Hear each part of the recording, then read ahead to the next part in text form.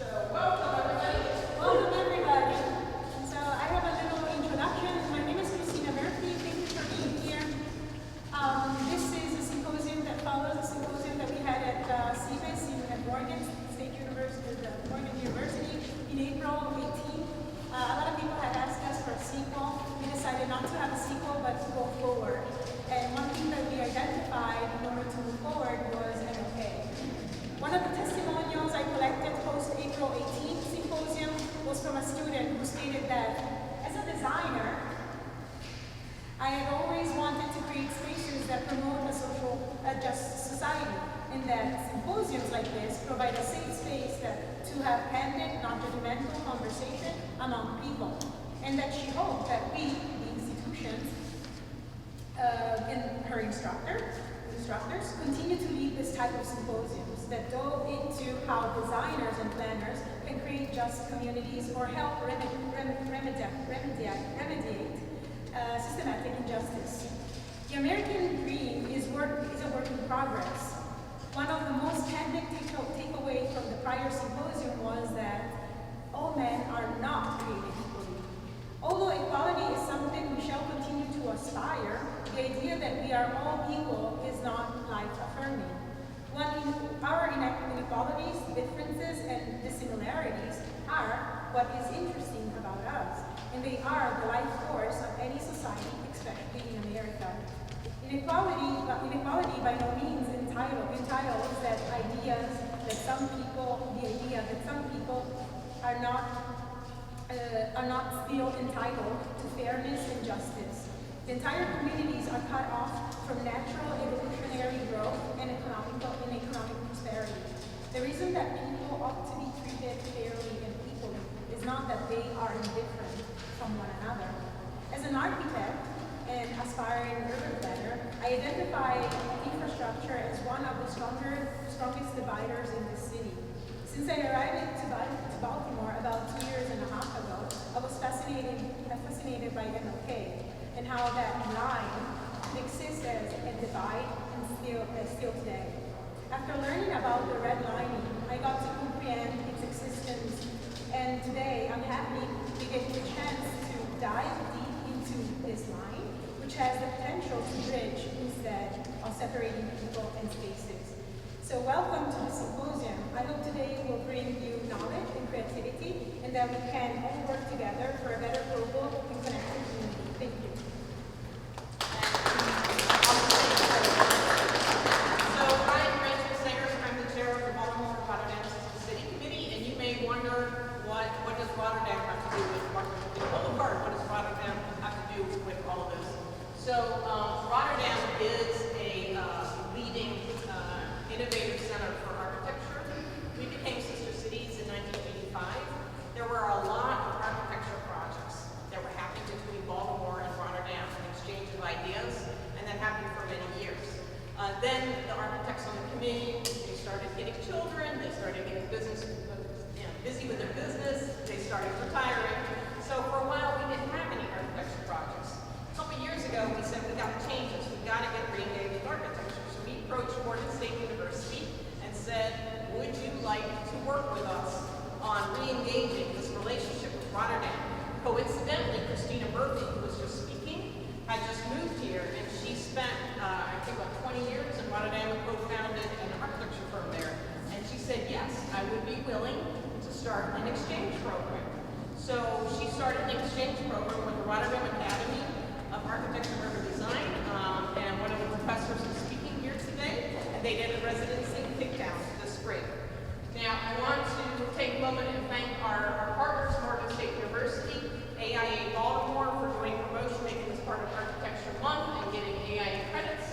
The building, 1100 Compo building, this wonderful building we're in, and Danielle McKimpin, who did all the signage and the visual branding. I want to thank our sponsors who provided money to help make this possible: the South Baltimore Gateway Partnership, the Maryland Department of Housing and Community Development, Wexford Science and Technology, Must Urbanism,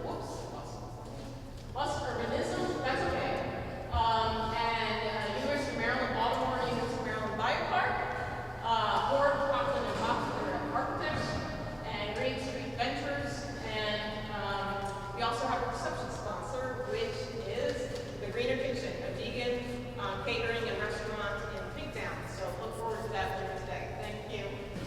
So my name is Jeff Tomhave, and I'm not an architect. I'm not a historian. I don't know anything about urban planning. I'm a resident of Berry Circle, which we have come to find is not Pigtown. But that's something I'll get into in a little bit. So had I known I could have done visuals, I would have brought some visuals, but Christina just told me this morning, she said, hey, do you have anything for our PowerPoint for our slide? No, I don't, but actually I have lots of great pictures at home. So what I'm going to do is give you a brief history of Pigtown. And when Christina, first asked me to do this, I was like, I don't know anything. But she did say that, well, at least you do know about Pigtown, and so that's what I'm here for. So, my name's Jeff Tomhave. There's my wife, Brandy. We moved to Baltimore about 20 years ago, and almost immediately we found out that even though Baltimore is going to be where we live forever and we love our home, we are not Baltimore natives. And we came to find out that you're not really considered a local unless you went to high school here. So I'm not native, never will be, and Christina was okay with that. So other speakers this morning and throughout the day are going to tell you about recent developments in Pigtown and recent developments with infrastructure here. I'm going to go way back, but don't worry, there's not going to be a quiz about this. So a few years ago, we were asked by Johns Hopkins, who's the executive director of Baltimore Heritage. Oh, okay. Better not to? Okay. Yeah. All right. To do a walking tour of the neighborhood. And we decided, sure, why not? We did it. It's called Pigtown by Foot, Railroads, Renewal, and Dollar Houses. So much of what I'm going to tell you today is from the research that I did for that walking tour. So I know one of the objectives today is talking about streetscape and how important that is to neighborhoods. And so let's start with streetscape. The street outside is called Wacomico. And I'm sure some of you know what that means. Most of you might not. So we have to go back to England for a moment to figure that out. So George Calvert was King James I's Secretary of State, but he converted to Catholicism, and at the time, Catholics couldn't hold office in England, so he had to resign. But King George liked him and decided to give him a title anyway. So he became the first Baron of Baltimore, which is a small town on the Irish coast in County Cork. And since George now had title, i.e. money, and he had land, he could finally do what he always wanted to do, which was start an American colony where Catholics and Protestants would live together. And so before the charter could be approved, George actually died in 1632, and Cecil Calvert was 26. He was his son. He became the second Lord Baltimore. So he inherited his dad's land and his title, and he decided, okay, I'm going to go ahead and do what my dad wanted to do. So he got the charter to establish the province of Baltimore, and it gave him the authority to deal with the local inhabitants who were already here, the Indians, regarding their title and their possession of the lands. So Cecil and his wife, Anne Arundel, they stayed in England so that they could pull all the political strings necessary to get the colony started, and Cecil appointed his brother, Leonard, to be the governor and to lead the colony. And on March 25th, 1634, that's exactly what they did. Leonard and the new colonists landed on the north bank of the Potomac River in the Wacomico town of Yowamaco. And the Wacomicos had been living there for centuries. The Wacomicos basically had all of the territory south of the Severn River all the way down to the Chesapeake. And they said, you know what? We like you guys being here, but we especially like your guns. So we will abandon our town, our orchards, our farmland. We'll move a little bit south as long as you provide a buffer between us and our traditional enemies, the Susquehannocks. And the settlers said, this is a great deal, let's do it. And so that's what they did. And then they named the town of Yoamaco to St. Mary's, and that's what St. Mary's is today. So the street outside is named in honor of the Indians who basically made the colony of Maryland possible. And most of you had to cross Washington Boulevard today to get here. I know we did when we walked here. Washington Boulevard wasn't always called Washington Boulevard. This part of Washington Boulevard used to be called Columbia Avenue. And before that, it was part of the Great Eastern Highway, which was the English postal road that followed old Indian trails all the way from Charleston, South Carolina to Boston, Massachusetts. Basically, Route 1 is an old Indian trail. So the people who lived here were the Susquehannocks. And the Susquehannocks, you know, like all Indians, encountered the diseases that the Europeans brought with them. So measles and smallpox pretty much wiped them out. And so they ceded all the land here to the new province of Maryland. And they gave up all of their land, which was basically from the Patuxent River on this side of the Chesapeake to the Choptank River on the eastern side of the Chesapeake to the new settlers in Maryland. And it was from this ceded land that the Irish immigrant, Dr. Charles Carroll, purchased the 2,500 acre tract of land, which is about 4 square miles on the Patapsco River, which happened to be rich in iron ore. Dr. Carroll built a small little house on top of the hill there, and he called his estate the Georgia Plantation.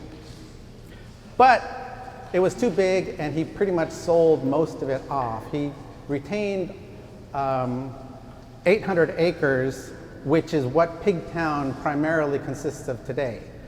And he sold it to the Baltimore Iron Works. So pretty much everything west of Monroe Street to Catonsville became Baltimore Iron Works property. And I don't know if you know about them, but they pretty much made all of the shells and artillery for the Continental Army during the Revolutionary War. Dr. Carroll's son, Charles, became a lawyer, and so to distinguish himself from his father, he called himself the barrister. That's why there's Charles Carroll Barrister Elementary School here. And in 1756, the barrister tore down his father's house, and he built the mansion that you can see today, and he started calling this new plantation Mount Clair. And the barrister and his wife didn't have any surviving children, so in his will, he said, my nephew, his name was James McCubbin, said, as long as you take up the Carroll name, you can have all of my property. And so it was James who, in 1827, started selling the rest of that original 800-acre estate that was retained as part of the plantation to entrepreneurs, local entrepreneurs. And several of them, George Warner, James Berry, and Alexander Russell, started brickyards. And it's their names, Warner, James, and Russell, that have been retained today as names of streets here in Pigtown where their brick-making facilities were. And Russell's brickyard actually became the largest in America. And bricks from his kilns built the mansions for Marshall Fields, for Cornelius Vanderbilt. It also built New York City's Flatiron Building and Baltimore's own Schott Tower. So in 1829, James Carroll then started donating some of the land to the Baltimore and Ohio Railroad Museum for their depot, Mount Clair Station, and the right-of-way, which was, you know, the first trains out to Ellicott Mills. He started also leasing sections of the land to farmers, the German immigrant farmers, which was a policy that his heirs continued until 1851. So what we call Pigtown now was originally developed as a community for the railroad workers. It was along Columbia Avenue, Ramsey, McHenry, and Poppleton streets. So it was when, this was the era when Pigtown got its nickname, which was, when the pigs and the sheep and the cattle from the Midwest farms were offloaded at the B&O Railroad Museum and into the Union stockyards. And the Union stockyards were located on the 50 acres of what is now the industrial park and the parking lots between the Carroll Park Golf Course and Montgomery Park. And it became the largest stockyard on the East Coast, and they were bought and sold 24 hours a day, but there wasn't any slaughterhouses there. The slaughterhouses were actually where the stadiums are today. And so the livestock was herded through the streets, mostly Austin and cross streets, to the slaughterhouses in South Baltimore, which is why we're known as Pigtown today. And when the stockyards closed in October 1967, they were still handling about 250,000 livestock a year.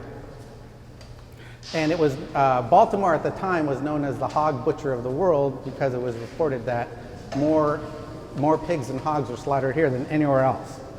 So Mount Clair Mansion, the brick plantation that the barrister built, it's the oldest colonial structure in Baltimore. And then his heirs sold it to the city for use as a park. The Olmsted brothers, redesigned it in 1915, and ever since then it's been, run by the colonial dames of America. But Pigtown's not this neighborhood's first name, and it won't be its last, because change is constant. So what happened to the Wakomicos? Well, once they abandoned their town and used the English settlers as a buffer, they lived in relative peace for the next, few generations. But over the years, the Tidewater Indians and the Bay Indians were driven from their land, and they had to move to the interior. So those who stayed, the Nanticotes, the Choptanks, and the Piscataways, were given lands under the protection of the colony. And we all know how that turned out. They were promised something that didn't happen. They weren't protected. 1642, the province of Maryland went to war against the tribes, but the Susquehannocks were smart. They actually had allies in the Swedish colony in Fort Christina, which is now Wilmington, Delaware, and the Swedes gave them guns, and basically the Susquehannocks were able to defeat the English for about 20 years until the Iroquois started coming down here. And what do you do when you have a mutual enemy? Well, you partner. So the English and the Susquehannocks actually partnered to keep the Iroquois out. Then eventually, they had, that peace didn't last, and the Susquehannocks actually had to relocate to the Potomac. So what's that have to do with Pigtown and today's symposium? Well, to me, it's like, what we have to remember is that those who are impacted by change are not guaranteed anything. You can fight to keep what's yours. You can use outside allies who usually have some ulterior motive. You can partner with people, but partnerships don't always last. 100 years ago, Carroll Park was brand new. 200 years ago, this was still part of the Georgia plantation. 400 years ago, the Susquehannocks used this area to hunt fish. The one thing that remains constant throughout history is change, and whether that change is for the better or the worst is debatable. And I think the one thing that is certain is that change is constant, and I'm sure the rest of today's speakers can flesh that out for you. Thanks.